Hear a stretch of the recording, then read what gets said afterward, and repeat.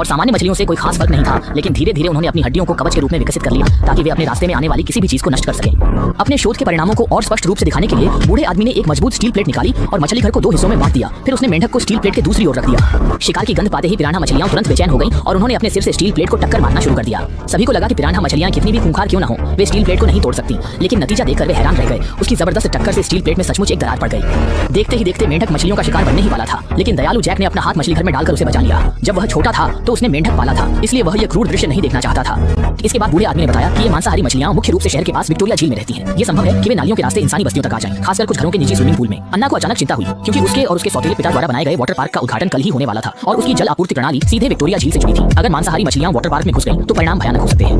सुरक्षा जोखिम दूर करने के लिए अन्ना और उसके दोस्त उसी रात विक्टोरिया झील पहुंचे और फिर पानी में कूदकर यह जांचने लगे कि पानी खींचने वाले पाइप का ढक्कन कहीं टूटा तो नहीं है। जांच के बाद भी उन्हें कोई समस्या नहीं दिखी, लेकिन जैसे ही अन्ना निकलने वाली थी अचानक उसके सामने एक मांसाहारी मछली आ गई। वह डरकर किनारे की ओर तैरने लगी, पर उसके हड़बड़ाने से शोर हुआ और आसपास की ओर मछलियां भी उसकी ओर आ गईं। वह किनारे पर खड़े अपने साथियों को पुकारने लगी। उसकी मदद की आवाज सुनकर एक पुरुष पुलिसकर्मी पानी में कूद गया और उसे खींचकर किनारे ले आया। हालांकि अन्ना की जान बच गई, लेकिन उसकी टांगों पर चोटें आ गईं। घर लौटने के बाद गर्म पानी से नहाने बाथटब में चली गई और आरामदायक माहौल में सो गई। गहरी नींद में उसे पता नहीं चला कि एक मांसाहारी मछली पाइप के रास्ते बाथटब में आ गई। जब अन्ना को अजीब महसूस हुआ, एक और बड़ी मांसाहारी मछली ने हमला कर दिया। असल में यह सब एक बुरा सपना था, लेकिन जागने के बाद भी अन्ना को हमेशा कुछ अनहोनी का एहसास होता रहा। इसलिए अगले दिन वो अपने सौतेले पिता के पास गई और बताया कि पानी की मोटर शायद मांसाहारी मछलियों को स्विमिंग पूल तक ले आई और उसने उसे तुरंत वाटर पार्क बंद करने की मांग की। लेकिन ये वाटर पार्क तो लाखों की लागत से बना एक कमाई का जरिया था, इसलिए उसके सौतेले पिता ने अन्ना की बात मानने से साफ इनकार कर दिया। जैसे ही उसने पानी की मोटर चालू की, उसी पल पूल में मौजूद मांसाहारी मछलियों ने भी एक ऊर्जा का संचार महसूस किया और वे पाइपलाइन के जरिए वाटर पार्क की ओर बहने लगी। केवल वह कमजोर सी बात था, उन्हें स्विमिंग पूल में घुसने से रोकने के लिए बिल्कुल काफी थी। एक छोटा लड़का अपनी मां के पास आया और बताया कि उसकी टांग पर मांसाहारी मछली ने काट लिया है। मां को लगा कि यह एक मामूली खरोंच है, इसलिए उसने ज्यादा ध्यान नहीं दिया। लड़का फिर से लाइफ गार्ड के पास गया और मांसाहारी मछलियों के बारे में बताया, लेकिन लाइफ गार्ड ने भी उसकी बात को गंभीरता से नहीं लिया। जब तक एक महिला की पीठ पर बहुत सारा खून दिखाई नहीं दिया, तब तक लोगों को मांसाहारी मछलियों के खौफ का एहसास नहीं हुआ।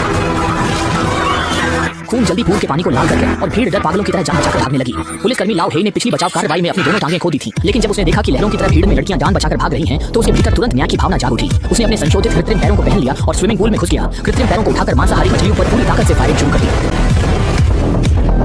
इसी दौरान एक छोटा लड़का समय पर बाहर नहीं निकल पाया और पानी में फंस गया। किनारे पर खड़ा लाइफ गार्ड हिचकिचाता रहा, लेकिन आखिरकार उसने पानी में कूदकर लड़के को बचा लिया। पानी के बाद में लगातार पर्यटकों की मौतें देखकर सौतेले पिता को पता था कि अब जेल जाना तय है, इसलिए उसने अपना पैसा समेटा और भागने की तैयारी करने लगा। लेकिन जल्दबाजी में उसने सामने की स्टील की तार को नहीं देखा और आखिरकार अपनी मूर्खता की कीमत भी उसे चुकानी पड़ी। और अधिक लोगों की मौत से बचने के लिए अन्ना ने जैक से कहा कि वह ड्रेनेज स्विच चालू करे ताकि पूल का पानी और उसमें मौजूद मांसाहारी मछलियों को एक साथ बाहर निकाला जा सके। इसके बाद वह खुद पानी में कूद गया और फंसे हुए लोगों को बचाने लगा। जैक मोटे प्रशासक के नेतृत्व में मशीन रूम तक पहुंचा। जैसे ही उसने कंट्रोल स्विच घुमाया, एक जबरदस्त ताकत ने पिरान्हा मछलियों को पल भर में ही ड्रेनेज पाइप में खींच लिया। किनारे पर चढ़ने का समय न मिलने के कारण अन्ना भी खींचती हुई पानी के नीचे चली गई। मुसीबत यह थी कि पिरान्हा दीवार तोड़कर बाहर निकल आई और अपने नुकीले दांतों के साथ उसकी ओर झपट पड़ी। संकट की घड़ी में जैक ने पूरी ताकत से भाला फेंका, जो तैरती हुई पिरान्हा को सटीकता से लगा। वह पानी में कूद पड़ा, जीवन मृत्यु के बीच झूल रही अन्ना को बचाकर बाहर ले आया। जैसे ही सही मौका आया, मोटे आदमी ने ड्रेनेज पाइप में पेट्रोल डाल दिया, फिर उसने आधा टूटा हुआ डोंगा फेंककर आग लगा दी। धमाका सफल था और ड्रेनेज पाइप का मुंह फट गया।